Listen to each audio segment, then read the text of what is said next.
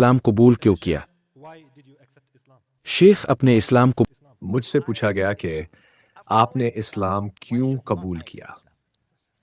تو میرا جواب یہ ہے کہ جب میں نے اسلام کو جانا اور سمجھا تو میرے لیے اسلام کو قبول نہ کر ناممکن ہی نہیں تھا، کیونکہ اسلام سچائی ہے، یہ ایک مکمل طرز زندگی ہے، یہ اللہ کی طرف سے ہے، یہ عملی ہے، منطقی ہے، عقلی ہے۔ اسلام دنیا میں زندگی گزارنے کے ہر مسئلے کا جواب ہے، اور اسلام صرف دنیا کے لیے نہیں بلکہ آخرت کے لیے بھی ہے۔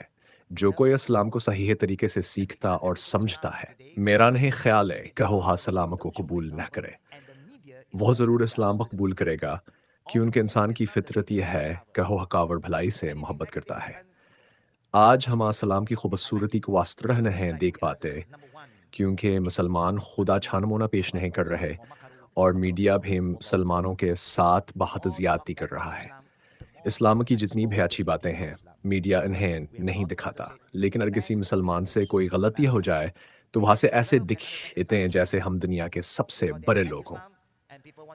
مگر اللہ بہتر جانتا ہے جتنا وہ اسلام کے خلاف بات کرتے ہیں، اتنے ہیں لوگ اسلام کے بارے میں جاننے میں دلچسپی لیتے ہیں اور پھر خود سچائیت کا پہنچ جاتے ہیں۔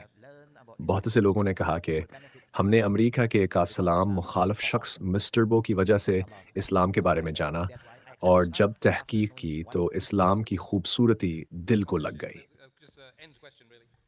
ہم صرف اتنا کہنا چاہتے ہیں کہ اگر کوئی اسلام سے نفرت کرتا ہے، خاص طور پر سیاستدان، تو خود انصاف کرے، اسلام کو جانے، سیکھے،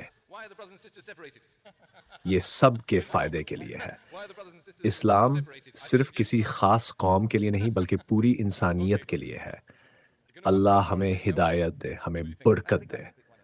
اسی لیے میں نے اسلام قبول کیا جب میں نے جانا کہ اسلام کیا ہے۔ پھر ایک بہن نے سوال کیا، شیخ میں نے کانفرنس میں ایک لڑکے کو دیکھا، وہ ماشاءاللہ اچھا ہے، تو اب میرے لیے پہلا قدم کیا ہونا چاہیے؟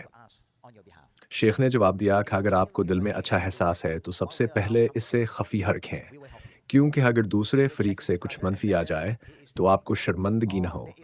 آپ کسی قابل اعتماد شخص سے کہہ سکتی ہیں کہ وہ آپ کی طرف سے پوچھ لے۔ اگر آپ خود بات کرنے میں جھجک محسوس کریں تو یہاں ہم موجود ہیں، ہم آپ کی مدد کریں گے۔ ہم معلوم کریں گے کہ وہ بھائی غیر شادیشدہ ہیں یا پہلے سے منسوب ہیں۔ اگر وہ منسوب ہیں تو پھر آپ کچھ نہیں کر سکتے، کیونکہ یہ اسلام میں منع ہے کہ کسی منگنی میں مداخلت کی جائے۔ اسی طرح اگر کسی بھائی کو کسی بہن میں دلچسپی ہو تو وہ بھی پہلے خفیہ طور پر معلوم کرے کہ وہ بہن منسوب ہے یا نہیں۔ اگر نہیں ہے تو آگے بڑھنے میں حرج نہیں، کیونکہ یہ سبق اللہ کے لیے ہو رہا ہے۔ آپ شرمائے نہیں، ہم یہاں دو دناور موجود ہیں۔ اگر آپ کو مجھ سے بات کرنے میں شرم ہے تو یہاں اور بھی بہنیں موجود ہیں، جیسے فاطمہ اوری چیمبر، جو آپ کے امداد کے لیے تیار ہیں۔ یہ ایک بہت خوبصورت گفتگو تھی اسلام کی خوبصورتی پر۔ ہم امید کرتے ہیں کہ اس کانفرنس کے بعد اور بھی نیک رشتے قائم ہوں گے، انشاءاللہ۔ نبی صلی اللہ علیہ وسلم کا فرمان یاد رکھیں، اگر کوئی نیک چیز تمہیں اچھی لگے تو اس کے بارے میں اللہ سے خیر مانگو، شرم نہ کرو۔ الحمدللہ۔